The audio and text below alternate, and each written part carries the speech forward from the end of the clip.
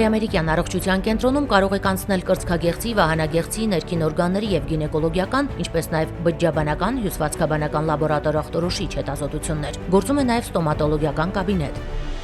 Կենտրոնում իրականացվում են մամոգրաֆիկ, միջուկամագնիսային ռեզոնանսային, համակարգչային տոմոգրաֆիկ, ռենտգենաբանական հետազոտություններ, ինչպես նաեւ վիրահատական միջամտություններ։ Դուք կարող եք ստուգել նաեւ ձեր ոսկրերի խտությունը։ Ուշադրություն, կենտրոն կարող եք դիմել աղեստամոքսային խնդիրների դեպքում, իսկ սպասելն այստեղ հաճելի եւ աննկատ է անցնում։ Հայ-ամերիկյան առողջության կենտրոն։ Առողջ ընտանիքի հենասյունը, առողջ կինն։ Հայ-բելգիական արդեն վստահելի մանկապարտեզն իր երկրորդ մասնաճյուղն է բացել։ 1.5-ից 6 տարեկան փոքրիկները այստեղ ջերմ ժամանակ են անցկացնում մինչ 18:30-ը։ Բելգիական նախադպրոցական փորձը այստեղ համադրված է հայկական կրթական ծրագրին։ Բելգիական մեթոդաբանության տաժերը փոքրիկների ամենօրյա ծրագրում են։ Հյուզիների փայտիկների միջոցով մաթեմատիկայի եւ մենթալ թվաբանության ուսուցում, ազատ մտածողության խթանում, տարբեր խմբակների առկայություն, օտար լեզուների ուսուցում։ Շենքային հարմարավետ պայմաններին եթե ավելացնենք եւս երկու առավելություն, առողջ ափսեի ներդրումը եւ երեխային տեղափոխումը պարզ է դառնում, որ ձեր բալիկը իդեալական հոգացության տակ է։ Հայ-բելգիական պարտեզ։ Նվիրեք փոքրիկին գունավոր մանկություն։ Բարև իմ շատ սիրելի հեռուստադիտողներ, դուք դիտում եք Medinform հաղորդաշարը։ Այսօր շատ հետաքրքիր է լինելու մեր հաղորդումը, քանի որ առնչվելու է պլաստիկ վիրահատությանը, դա բոլոր կանանց սիրած թեման է։ Ես սիրով զրուցելու եմ հրավիրել թիվ 2 բուժմիավորման դիմացնոտային եւ պլաստիկ վիրաբույժ Սուրեն Բավեյանին։ Բարև բժիշկ։ Բարև ձեզ։ Շնորհակալ եմ, որ Medinform-ի հյուրն եք։ Նմանապես ես եմ շնորհակալ հրավերի համար։ Մտածենք, թե որ տարիքից սկսած կարելի է կատարել բժիշկ պլաստիկ վիրահատություններ, այդ դեմքի շրջանում սկսած որ տարիքից են ձեզ դիմում։ Սկսած 16 տարեկանից դիմում են քթի պլաստիկ վիրահատությունների համար աղջիկները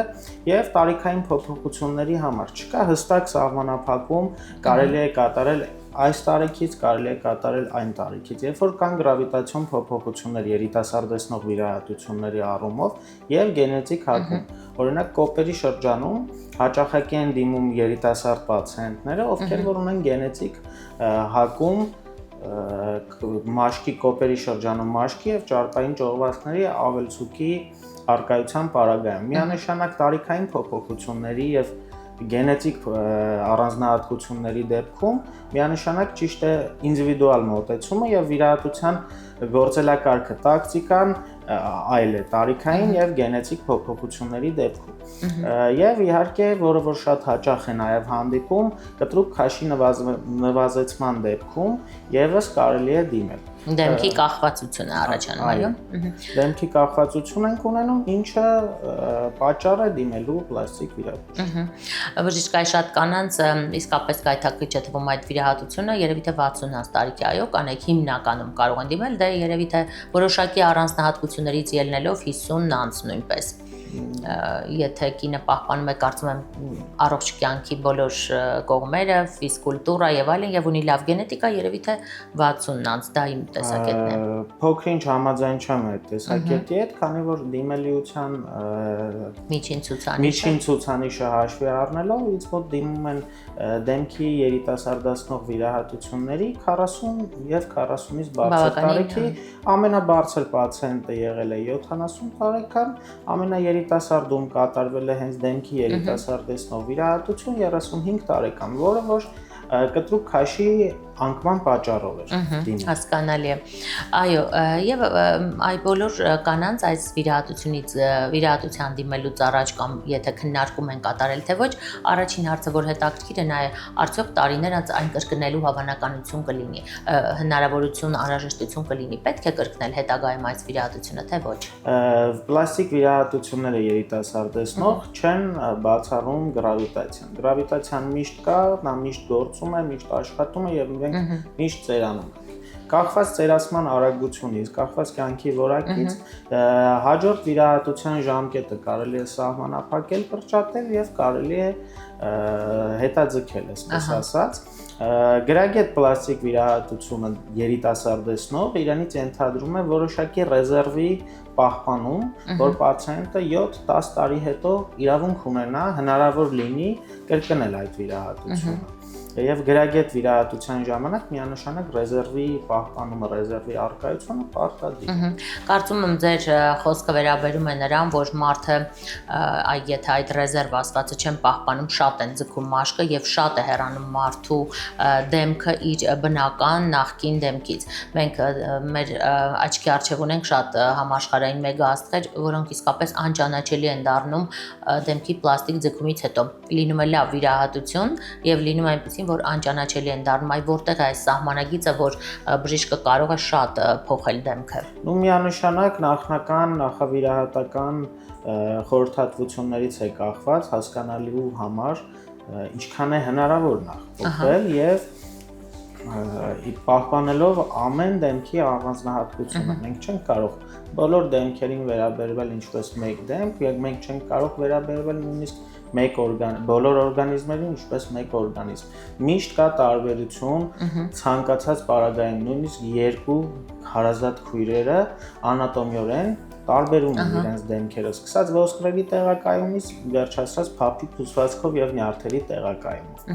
Ուստի պետք է ցանկացած պացիենտին վերաբերվել առանձնահատուկ, վերաբերվել իր պահանջները լսել առանձնահատուկ եւ փորձել իր համար գտնել ամենալավ օպտիմալ տարբերակը եւ ոսկե միջինը, որովհետեւ միշտ պացիենտները ավելի ոչ պահպանողական են ցանկանում լինել, մաքսիմալ ձգեք բժիշկ ջան, այնպես ձգեք դեմքս вообще չշարժվի, եւ բժիշկները փորձում են մաքսիմալ պահպանողական մոտենալ, այդ ոսկե միջինը պետք է գտնել։ Այ հետաքրքիր, արհեստականությունը չի վանում պացիենտներին։ Ցավոք սրտի շատերը հենց այդ արհեստականության հետևից էլ գնում են, քանի որ մեր կյանքում այսօր սոցիալական հարթակների ֆիլտրերը շատացել են եւ մարդիկ ձգտում են նմանվել իրենց դեմքին, որը որ ֆիլտրով նկարների դեպքում է լինում, որը որ անհնար է, միանշանակ ձգված հարթ դեմքով ֆիլտրով նկարվելուց, էլ ավելի հարթ է լինելու փոքր քթով, էլ ավելի փոքր է լինելու, ձգված աչքերով, էլ ավելի ձիգ է լինելու եւ հնարավոր չի լինելու հասնել այն կետին, որ այ հիմա ֆիլտրով նկարի նման է, որովհետեւ երբեք դա չի լինելու, որտեղ բնականը միշտ մնալու է բնական, արհեստականը մնալու է արհեստական։ Այո, բժիշկ, հետաքրքիր է եղել է դեպքեր, երբ պացիենտը ոչ թե ուզի ձգի մաշկը, այլ նաև փոխի դեմքի ձևը այդ ձգելու միջոցով։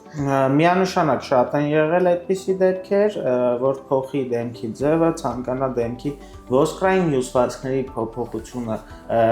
կամ անհամաչափությունը, դիտարկի ինչպես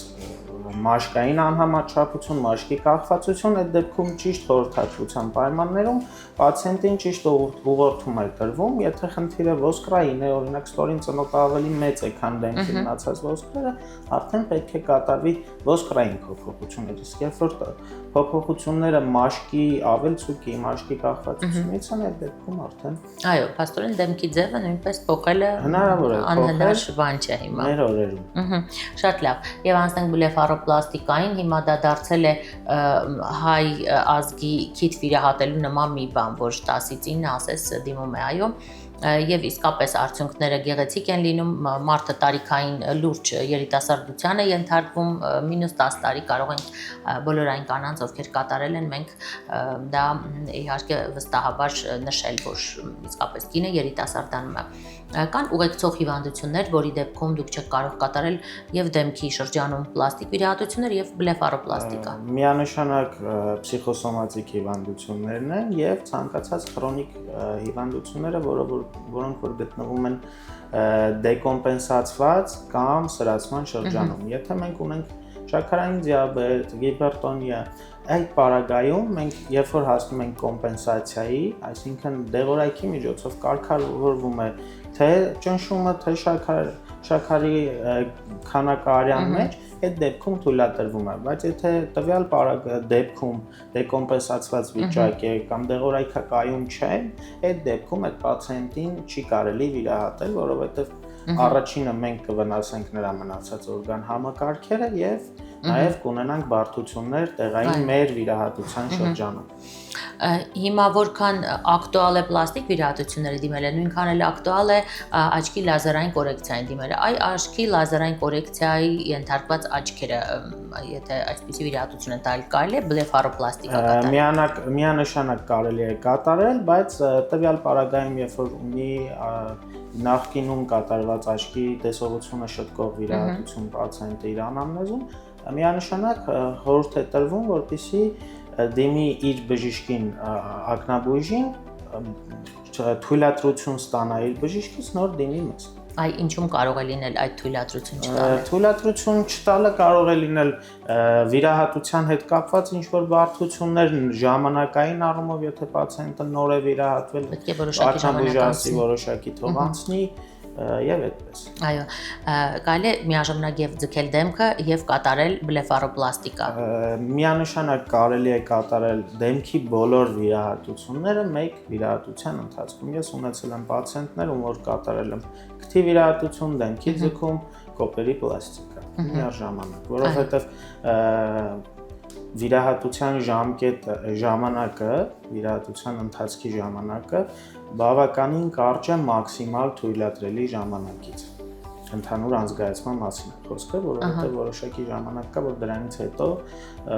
ընդհանուր անզգայացումը վնասում է